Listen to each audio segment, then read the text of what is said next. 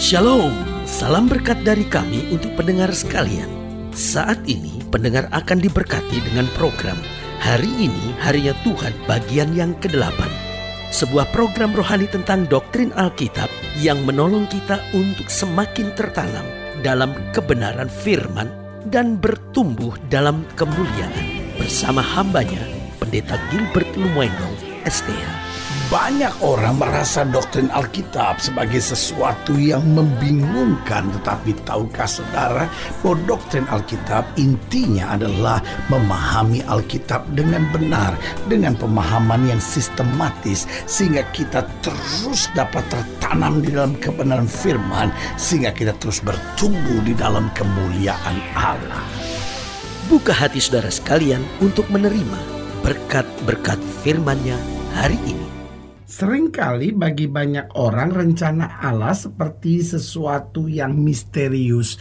Banyak orang berpikir, ya gimana kita bisa mengerti rencana Allah? Saya sih ingin hidup dalam rencana Allah, tapi bagaimana tahunya? Nah, saudaraku yang kasih dalam Tuhan, sehingga banyak orang berpikir untuk dapat mengetahui rencana Allah, mungkin ada begitu banyak hal yang harus kita buat. Mungkin kita harus puasa 40 hari 40 malam, kita harus mendalami firman sungguh-sungguh, dan kita benar-benar harus hidup di dalam doa puasa, sehingga baru kita bisa mengerti kehendak Allah. Memang rencana Allah perlu kita ketahui, tetapi rencana Allah bagi saya bukan sesuatu yang misterius. Karena saya pelajari tentang rencana Allah, maka saya belajar rencana Allah itu jelas. Saudaraku yang kasih dalam Tuhan, di dalam firman-Nya Allah menyatakan segala sesuatunya. Dan bukan hanya dalam firman-Nya, tetapi melalui kuasa Roh Kudus-Nya Allah juga menyatakan rencana-rencananya. Dan juga bukan hanya itu, tetapi lewat kehidupan kita sehari-hari, kalau kita mau taat, Allah menuntun kita masuk dalam rencana Allah. Nah, yang kedua, kita bicara rencana Allah. Rencana Allah itu besar. Allah tidak pernah rancangkan hari depan yang biasa buat kita, tapi Alkitab berkata hari depan yang penuh harapan. Sehingga Alkitab berkata apa yang tidak pernah kita pikirkan itu yang Tuhan sediakan. Bahkan Yesus sendiri berkata bahwa kamu dapat mengerjakan hal-hal yang aku lakukan, bahkan lebih besar lagi. Jadi yang pertama, rencana Allah itu jelas.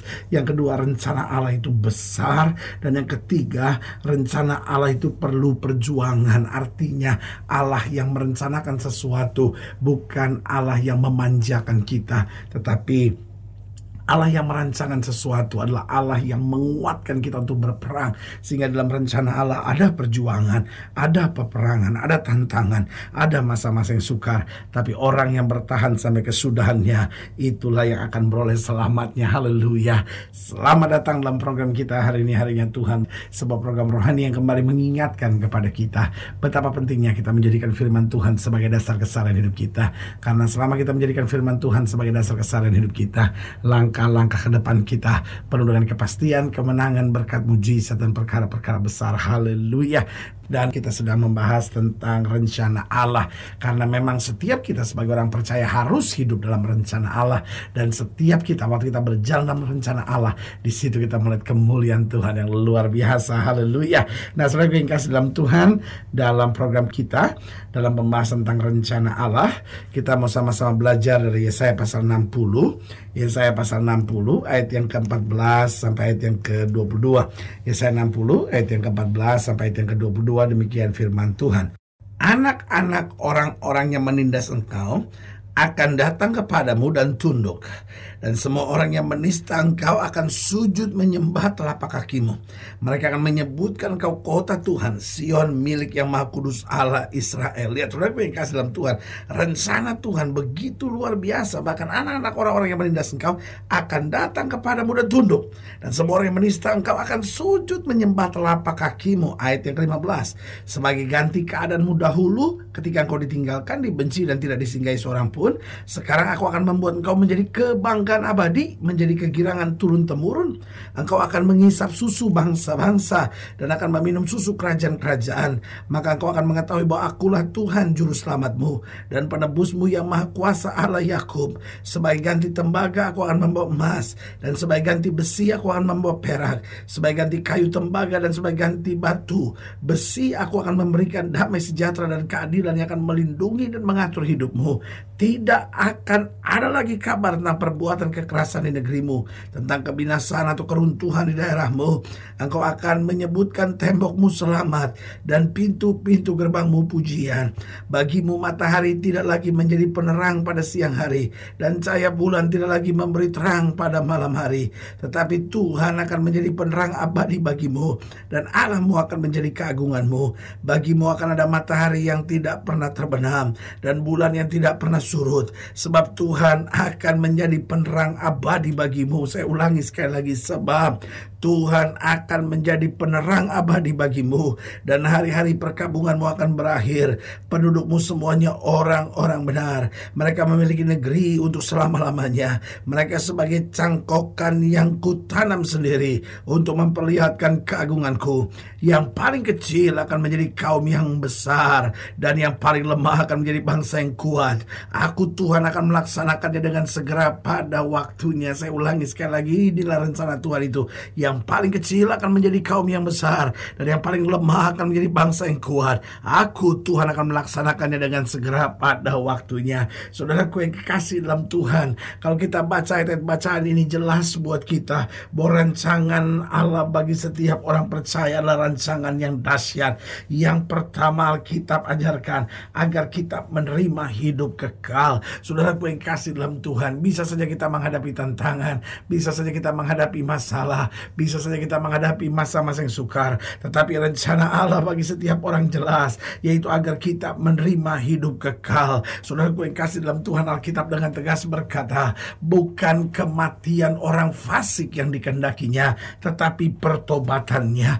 Karena itu kita melewati proses. Karena itu kadang-kadang kita berkata, aduh Tuhan, kok saya sebagai istri ngadepin masalah kok begini besar, saya kok ngadepin suami kok sulit. Sebagian suami berkata, aduh saya ngadepin istri saya kok berat. Sebagai ayah kok tantangan saya banyak. Belum lagi urusan kerjaan bikin saya pusing, pendeta. Saudara gue yang kasih dalam Tuhan, sebagai hamba Allah, saya hanya mau ingatkan buat saudara, orang-orang muda, suami-suami, istri-istri, para pengusaha, bahkan saudara-saudara yang sudah melalui masa pensiun, ibu-ibu janda yang mendengarkan program ini, saudara-saudara yang di balik tali besi, saudara-saudara yang mungkin sedang terbaring sakit mendengarkan program ini. Setiap saudara saya hanya mau ingatkan, setiap kita harus melalui proses. Tetapi proses ini bukan berarti Tuhan meninggalkan kita, tapi dalam proses ini Tuhan sedang mencabut hal-hal yang bisa menghambat kita untuk menerima hidup kekal. Karena itu ketika kita diproses, belajarlah bersyukur. Ketika kita diproses, kuatlah dalam iman. Ketika kita diproses, selalu andalkan Tuhan dan hidup dalam firman. Maka apa yang terjadi melalui proses demi proses yang Tuhan izinkan terjadi, kita disiapkan untuk masuk dalam rumah yang kekal, untuk masuk dalam kehidupan keselamatan di dalam Kristus. Haleluya. Jadi yang pertama, jelas rencana Allah bagi setiap orang adalah agar kita menerima hidup kekal. Karena itu kita harus melewati proses. Yang kedua, perencana Allah bagi setiap orang, yaitu agar kita menerima berkat-berkat Allah. Allah tidak inginkan hidup kita adalah hidup yang kekurangan. Allah tidak inginkan hidup kita selalu menjadi hidup yang penuh air mata. Tetapi Allah inginkan hidup kita adalah hidup yang diberkati oleh Allah. Karena Alkitab dengan tegas berkata, aku datang untuk memberi domba-dombaku hidup dan hidup yang berkelimpahan. Sebagian kita akan berkata, kalau rencana Tuhan saya diberkati, kenapa sekarang saya hidup susah? Jawaban saya cuma sederhana, kesusahan itu bukan saat untuk kita bersungut.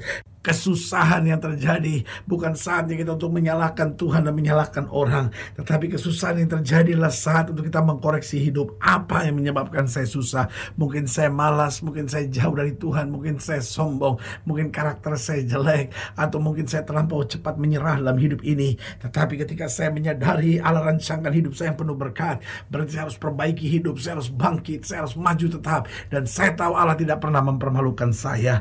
Yang ketiga, perencana Allah bagi setiap orang. Yang pertama, jelas agar kita menerima hidup kekal. Yang kedua, agar kita menerima berkat-berkat Allah. Dan yang ketiga, agar kita selalu menjadi berkat. Saudaraku yang kasih dalam Tuhan, Allah tidak mau kita hidup asal hidup. Tuhan mau hidup kita adalah hidup yang berkualitas, sehingga hidup kita jadi berkat. Dimanapun kita ada, kita bawa damai. Dimanapun kita ada, jangan bawa kerusuhan. Dimanapun kita ada, jangan bawa keributan. Dimanapun kita ada, jangan bawa susah orang lain. Ada banyak orang yang hidup untuk menyengsarakan orang lain. Ada banyak orang yang hidup untuk bikin menderita orang lain. lain. Tapi sebagai hamba Allah ini yang saya mau ingatkan, ayo mari kita hidup jadi berkat. Oh mertua-mertua engkau harus jadi berkat. Oh suami-suami engkau harus bawa damai. Oh setiap ipar-ipar engkau harus bawa sejahtera bagi orang di sekitar saudara. Pengusaha-pengusaha harus bawa sejahtera dimanapun kita ada. Lewat hidup kita, berkat-berkat Allah harusnya mengalir kepada orang lain. Dan yang keempat, yang terakhir, apa rencana Allah bagi setiap orang? Agar kita selalu dimuliakan oleh Tuhan. Saudaraku yang kasih dalam Tuhan, Allah bukan hanya ingin kita memuliakan Dia senantiasa, tetapi Dia Allah yang mau memuliakan kita. Alkitab berkata, jika kamu mendengar firman dan melakukannya, aku akan mengangkat engkau di atas segala bangsa di muka bumi. Allah ialah Tuhan yang mau menyatakan kemuliaannya di tengah-tengah kita. Allah mau membuktikan bahwa Dia Allah yang dahsyat dan luar biasa.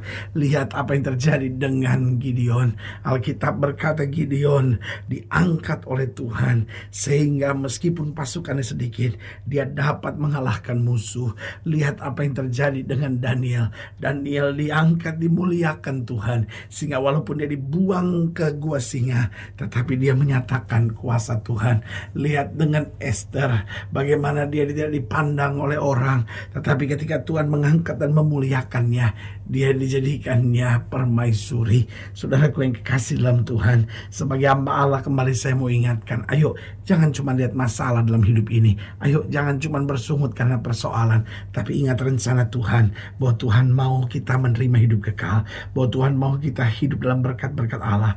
Tuhan mau agar kita menjadi berkat, dan Tuhan mau senantiasa menyatakan kemuliaan di tengah-tengah kita. Haleluya. Saudaraku yang kekasih dalam Tuhan, jika saudara ingin dilayani lebih jauh, hubungi kami melalui telepon, hubungi kami melalui surat, kunjungi website kami, karena kami ada untuk membawa Bapak Ibu Saudara senantiasa lebih dekat pada Tuhan dan mengalami kasih kuasa mujizat yang luar biasa.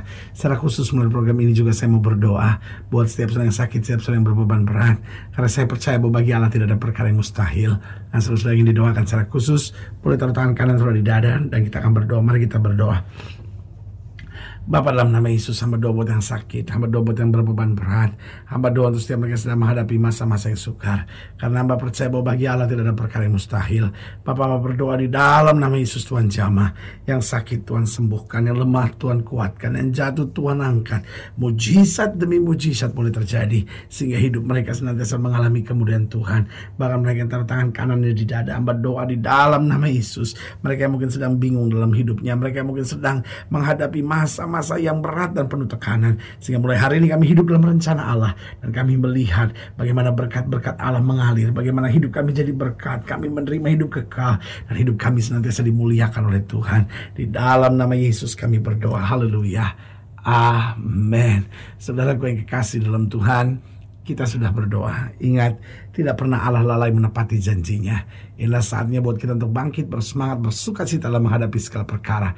Karena kita tahu Yesus hidup, Yesus berkuasa, dan Yesus selalu menyediakan yang terbaik buat anak-anaknya. Doa saya menyertai saudara. Sampai berjumpa pada program berikut, dan jangan lupa, jadikan hari ini harinya Tuhan. Haleluya.